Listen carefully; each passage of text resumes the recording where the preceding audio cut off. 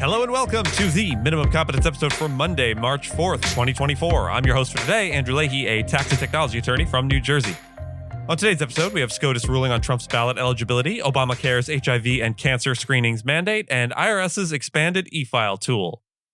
Let's remember, parallel lines have so much in common it really is a shame they'll never meet, and read today's legal news.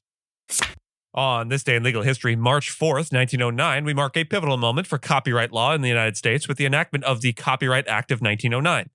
This legislation fundamentally transformed the landscape of copyright protection by making the infringement of a copyright a federal crime for the first time. Prior to this act, copyright laws were more fragmented and less uniformly enforced, leading to widespread disputes and uncertainties over copyright ownership and rights. The journey towards robust copyright protection in the U.S. began with the Copyright Clause in the U.S. Constitution, which empowered Congress to, quote, promote the progress of science and useful arts by securing for limited times to authors and inventors the exclusive right to their respective writings and discoveries. Following this mandate, the first federal copyright law was enacted in 1790, primarily focusing on books, maps, and charts. However, as technology and the arts evolved, so too did the need for more comprehensive copyright legislation. The Copyright Act of 1909 expanded the scope of copyright to include not only written works but also music and other creative works, offering protection for published and unpublished works. It introduced the concept of mechanical rights, a significant development given the era's technological advancements in recording and reproducing music. This act also established a mandatory deposit system requiring copies of copyrighted works to be sent to the Library of Congress, further centralizing and formalizing copyright protection. Moreover, the 1909 Act laid the groundwork for future copyright laws, including the significant overhaul seen in the Copyright Act of 1976, which remains the basis for copyright law in the United States today. The 1976 Act extended copyright terms, made copyright protection automatic upon creation of a work, and recognized the right of authors to control and profit from the various uses of their works. The Copyright Act of 1909 was a crucial step in recognizing the value of intellectual property and ensuring that creators could exercise and enforce their rights across the nation. It underscored the importance of copyright as a driver for innovation, creativity, and cultural development. On this day, we acknowledge not just the enactment of a law, but the beginning of a new era in the protection of creative expression in the United States. The U.S. Supreme Court is set to deliver a ruling today, perhaps by the time you hear this, which is notably a day before Colorado's presidential primary election.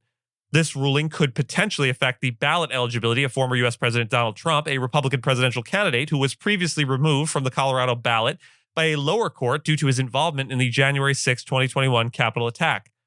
The Supreme Court, which has a 6-3 conservative majority, including 3 justices appointed by Trump, has been asked to decide on this matter urgently by the Republican Party of Colorado. The case centers on Trump's disqualification under the 14th Amendment's Section 3, which prohibits individuals who have engaged in insurrection or rebellion against the U.S. or given aid to its enemies from holding public office. The context of Trump's disqualification stems from his actions and speech on January 6th, encouraging his supporters to, quote, fight like hell against the certification of Joe Biden's 2020 election victory, which led to a violent siege of the Capitol. During the Supreme Court's deliberation on Trump's appeal, justices across the ideological spectrum expressed concerns about the implications of state-level decisions disqualifying presidential candidates, indicating a complex legal debate on the enforcement of the 14th Amendment's disqualification clause and the necessity of congressional action to enable such enforcement. Additionally, the Supreme Court is also considering a separate but related case regarding Trump's claim of immunity from prosecution for his attempts to overturn the 2020 election results. Legal experts anticipate the court is likely to reject Trump's immunity claim, but the timing of the court's proceedings may delay a criminal trial regarding election subversion charges, potentially impacting the upcoming presidential election. This situation underscores the legal and constitutional challenges surrounding Trump's candidacy and the broader implications for the 2024 presidential election, highlighting the judiciary's role in resolving disputes that have significant political ramifications. The Biden administration is set to defend the Affordable Care Act, that's the ACA's mandate for health insurers to cover preventative care services, including HIV-preventing medication and cancer screenings, at no additional cost to patients before a U.S. appeals court. This mandate, integral to the ACA enacted in 2010 and popularly known as Obamacare, is being challenged in court by a group of businesses led by Texas-based Braidwood Management. These plaintiffs object to covering HIV pre-exposure prophylaxis, or PrEP, on the grounds that it contravenes their religious beliefs by promoting homosexuality and drug use. I cannot emphasize enough that that is their view and not the opinion of anyone on this podcast. The controversy has led to a lawsuit heard by the 5th U.S. Circuit Court of Appeals in New Orleans involving arguments over the requirement for insurers to provide coverage for PrEP drugs, which are crucial in preventing HIV infection. In March of 2023, U.S. District Judge Reed O'Connor in Fort Worth issued a ruling that not only supported the plaintiff's stance on PrEP, but also broadly questioned the constitutionality of the ACA's preventative care mandate. O'Connor criticized the law for granting excessive authority to a federal task force responsible for selecting covered services, as its members are not presidential appointees confirmed by the Senate. While O'Connor's decision is temporarily on hold pending appeal, it permits Braidwood to opt out of covering PrEP, hinting at broader implications for the ACA's preventative service coverage.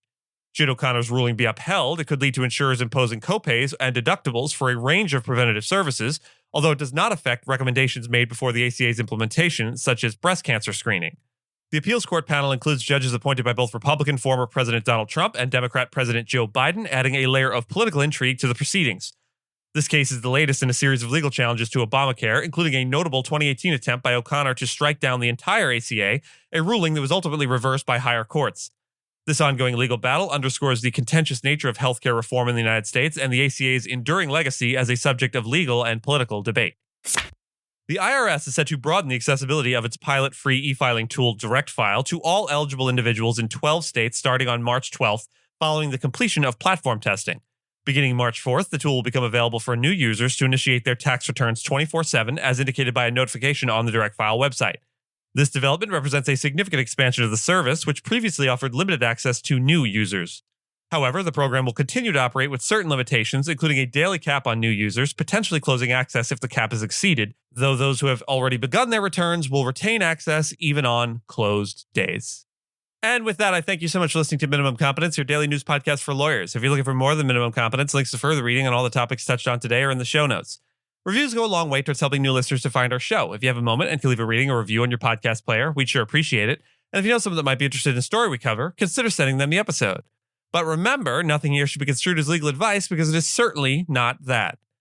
Minimum Competence is available at minimumcomp.com and wherever you get your finely crafted podcasts. If you haven't checked out the website in a while, give it a look. There are complete transcripts and resources for each episode and its corresponding segments, as well as an opportunity to receive new episodes in email, newsletter form. We'll see you back here tomorrow, and until then, remember, if you feel unwell and hear a buzzing in your ear, it's probably just that bug that's going around.